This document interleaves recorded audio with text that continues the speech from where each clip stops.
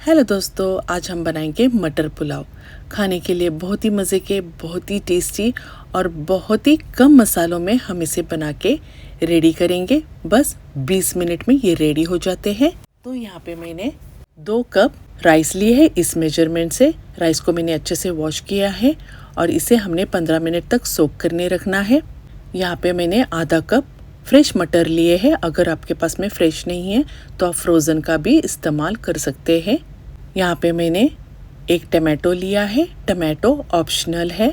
यहाँ पे मैंने एक बड़े साइज़ का प्याज लिया है। प्याज को हमने रफली चॉप करना है। यहाँ पे मैंने काजू लिए हैं 20 से 25 और ये रोस्टेड है। काजू को आपने ज़रूर डालना है। काजू इसमें बहुत ही अच्छा टेस्ट देता है। 3 से 4 टेबलस्पून ऑयल, 1 टेबलस्पून भर के अदरक लहसुन का, नमक स्वादानुसार। तो यहाँ पे मैंने 1 और आधा टीस्पून लिया है। 4 से 5 हरी मिर्च आप आपके हिसाब से ऐड कर सकते हैं। 1 टीस्पून मैंने गरम मसाला लिया है और यहाँ पे हमने कुछ खड़े मसाले लिए हैं। काली मिर्च हमने 8 से 10 लिए हैं। दालचीनी हमने 1 ली है। जावित्री का फूल 1 लिया है और इलायची 2 हरी, 1 काली इलायची और 4 से 5 मैंने लौंग लिए हैं। अब हम पुलाव बनाने के लिए शुरू करते हैं। तो यहाँ पे हमने ऑयल ऐड करना है। ऑयल को हमने अच्छे से गर्म करना है। अब हम इसमें हमने जो खड़े मसाले लिए थे उसे ऐड करेंगे। 1 मिनट तक हम इसे ऑयल में भुनेंगे। ऑयल में हमने इसे अच्छे से भुनना है। अब हम इसमें ऐड करेंगे हमारा प्याज को भी हमने इसमें अच्छे से भूनना है। इसे हमने ज़्यादा गोल्डन ब्राउन नहीं करना है। अब हम इसमें ऐड करेंगे अदरक लहसुन का पेस्ट। अदरक लहसुन के पेस्ट को हमने 2 से 3 मिनट तक अच्छे से भूनना है। हरी मिर्च हम इसमें ऐड करेंगे। हरी मिर्चों को भी हम इसमें अच्छे से भूनेंगे। 1 टमाटो, अगर आपको टमाटो नहीं ऐड करना है तो आप स्किप कर दीजिएगा। नमक ऐड करेंगे। हमने 3 से 4 मिनट टमाटो को अच्छे से भुनना है। अब हम इसमें ऐड करेंगे हमारे फ्रेश मटर। इन मटरों को हमने 4 से 5 मिनट तक अच्छे से भुनना है। इसे हमने इस तरह से भुनने से बहुत अच्छा टेस्ट और बहुत अच्छा इसका फ्लेवर आता है। तो इसे हमने 4 से 5 मिनट तक भुनना है।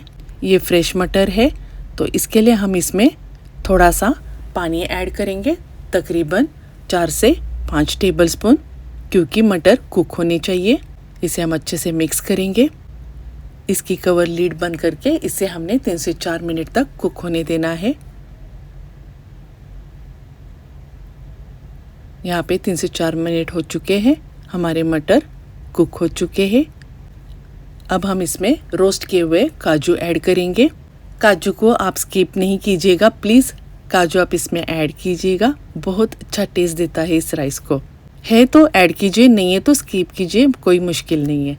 अब हम इसमें जो हमने राइस सोक किए थे उसे ऐड करेंगे और राइस को हमने 2 से 3 मिनट तक लो फ्लेम पे हमने इसे भुनना है और बहुत संभल के हमने इसे भुनना है ताकि हमारे राइस टूटे नहीं। हमने राइस को अच्छे से इसमें भून लिया है।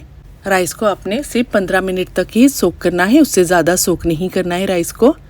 राइस हमारे अच्छे से भुन चुके हैं, ये देखिए। अब हम इसमें पानी ऐड करेंगे। पानी हमने गरम ऐड करना है।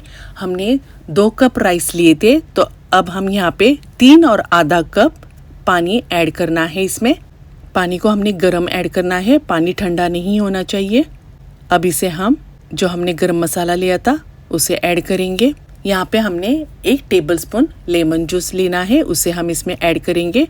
लेमन जूस ऐड करने से बहुत ही अच्छा टेस्ट भी आएगा और हमारे राइस चिपी यानी कि एक दूसरे से चिपकेंगे नहीं। बहुत ही खिले खिले और अच्छे राइस बनेंगे। अब हम इसे एक उबाल आने देंगे। इसमें नमक चेक करेंगे।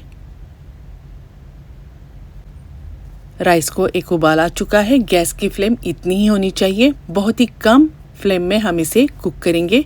कवर लीड बंद करके इसे हमने तकरीबन 5 से 6 मिनट तक हमने इसे कुक करना है। 5 से 6 या आपको 6 से 7 मिनट लग सकते हैं। ये देखिए राइस हमारे कुक हो चुके हैं। गैस की फ्लेम हमने बंद करनी है और इसके ऊपर कवर लीड करके हमने इसे तकरीबन 10 मिनट तक ऐसे ही रखना है। यहाँ पे 10 मिनट हो चुके हैं। ये देखिए राइस हमारे, ये देखिए बहुत ही खिले खिले, बहुत ही टेस्टी, बहुत ही मज़े के बने हैं। आप इसे ज़रूर एक बार ट्राई कीजिएगा, आपको बहुत पसंद आएंगे ये देखिए। अब मैं आपको सर्व करके दिखाती हूँ।